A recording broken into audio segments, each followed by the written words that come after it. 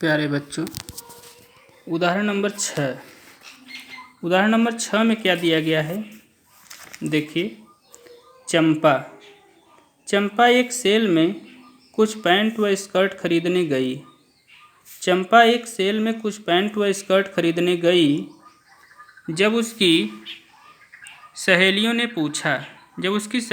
पूछा कि प्रत्येक के कितने नग खरीदे, तो उसने उत्तर दिया, स्कर्ट्स की संख्या खरीदी गई पैंटों की संख्या की दोगुनी है।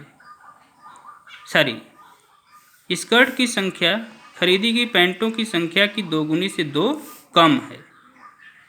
स्कर्ट की संख्या खरीदी गई पैंटों की संख्या की 4 गुनी से भी 4 कम है। तो सहेलियों की यह जानने के लिए सहायता कीजिए कि चंपा ने कितनी पैंट और स्कर्ट खरीदी।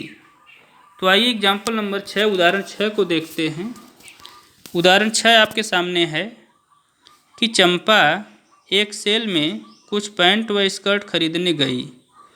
जब उसकी सहेलियों ने पूछा कि प्रत्येक के कितने नग खरीदे, तो उसने उत्तर दिया कि स्कर्ट्स की संख्या खरीदी गई पैंटों की संख्या की दोगुनी से 2 कम है। स्कर्ट की संख्या खरीदी गई पैंटों की संख्या की 4 गुनी से भी 4 कम है। सहेलियों की यह जानने के लिए सहायता कीजिए कि चंपा ने कितनी पैंट और स्कर्ट खरीदी। तो आइए इस उदाहरण के हल को देखते हैं कि कितनी पैंट और स्कर्ट चंपा द्वारा खरीदी गई। तो ग्राफ के माध्यम से हमको इसे पूरा करना है। तो आइए देखते हैं हल में।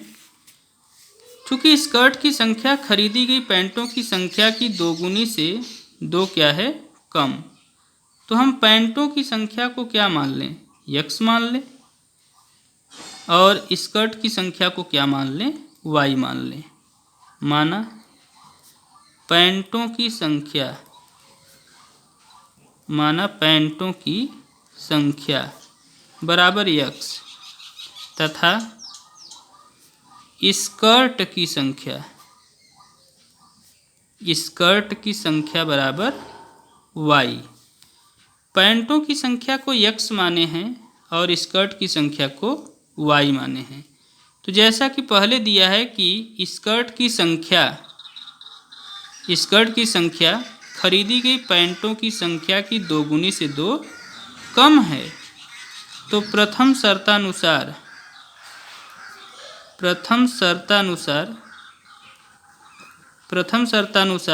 जो स्कर्ट की संख्या y है, यह पैंटों की संख्या x के 2 गुने से 2 कम है।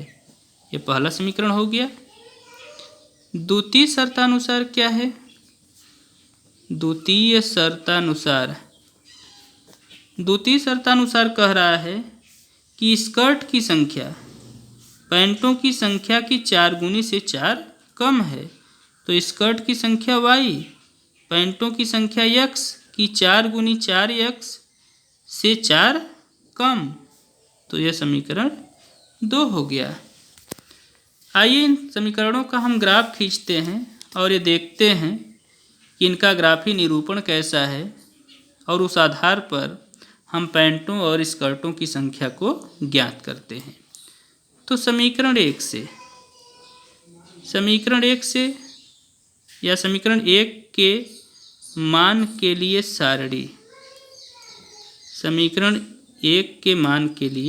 सारणी, जब सारणी बनाते हैं इस तरह से तैयार कर लेते हैं।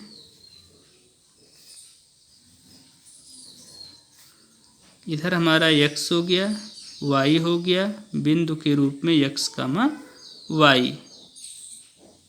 अब देखिए यहाँ पे x की वैल्यू पहले हम क्या रखें, 0 रखें।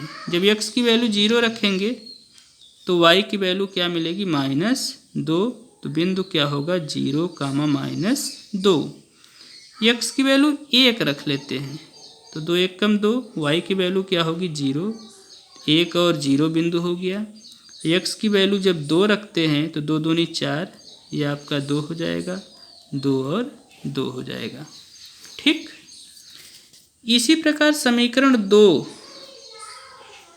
के मान के लिए सारणी तैयार कर लेते हैं। समीकरण 2 के मान के लिए सारणी, समीकरण 2 के मान के लिए सारणी तैयार कर लेते हैं। आइए समीकरण 2 के मान के लिए हम सारणी तैयार करके देखते हैं। ये हमारा x हो गया, y हो गया, बिंदु के रूप में x, y हो गया। अब देखिए यहाँ x की वैल्यू क्या रखें, 0 रखें, तो y की वैल्यू क्या मिलेगी, -4, तो 0, -4। x की वैल्यू जब 1 रखेंगे तो y की वैल्यू 0 हो जाएगी, तो 1, 0। और x की वैल्यू जब 2 रखेंगे तो y की वैल्यू क्या हो जाएगी, 4। 4 दूनी 8 में से 4 घट जाएगा 4, तो बिंदु क्या हो गया, 2, 4। अब इन दोनों सारणी की सहायता से हम आलेख खींचते हैं। तो आइए आलेख को देखते हैं। ये हमारा y अक्ष हो जाएगा और ये हमारा x अक्ष हो जाएगा। ये आपका x अक्ष हो गया और ये क्या हो गया, y अक्ष हो गया, और ये क्या हो गया, मूल बिंदु। अब x पर अधिकतम आप सारणी के द्वारा देख सकते हैं कि 1, 2 अधिकतम 2 पॉइंट है, और y पर अधिकतम क्या है, 4, यही है। x पर अधिकतम 2 है और y पर अधिकतम 4 है। तो x पर अधिकतम 2 हम बराबर दूरी पर यहाँ ले लेते हैं, निशान बना लेते हैं। चूँकि ग्राफ पेपर नहीं है तो इसी पर हम लोग कर लेते हैं, 1, 2, आगे भी हम ले सकते हैं, तो ऐसे 3। y पर निगेटिव डायरेक्शन में भी देखिए हमको चलना है, थोड़ा बढ़ा कर लेते हैं, ये आपका -y कर लेते हैं। y पर हमको चलना है अधिकतम 4 लेकर के, 1, 2, 3, 4। ऐसे इधर भी चल लें, 1, 2, 3, 4, 1, 2, 3, 4, -1, -2, -3 और -4। पहला बिंदु हमारा क्या है, 0, -2, तो 0, -2 यहाँ पे आएगा। दूसरा बिंदु हमारा क्या है, 1, 0, 1, 0 हमारा यहाँ पे आएगा। और तीसरा बिंदु हमारा क्या है, 2, 2, x पर 2, y पर 2, यहाँ पे आएगा हमारा तीसरा बिंदु, इस तरह से। अब इन बिंदुओं को हम ऐसे मिलाती हुई घेर देते हैं, रेखा खींच लेते हैं। ऐसे रेखा खींच लेते हैं तो इस तरह से हमारा एक रेखा जो है तैयार हो जाता है। यह बिंदु हमारा क्या था, 0, -2 था। यह बिंदु हमारा क्या था, 1, 0 था, 1, 0 था। और यह बिंदु हमारा क्या था, 2 और 2 था।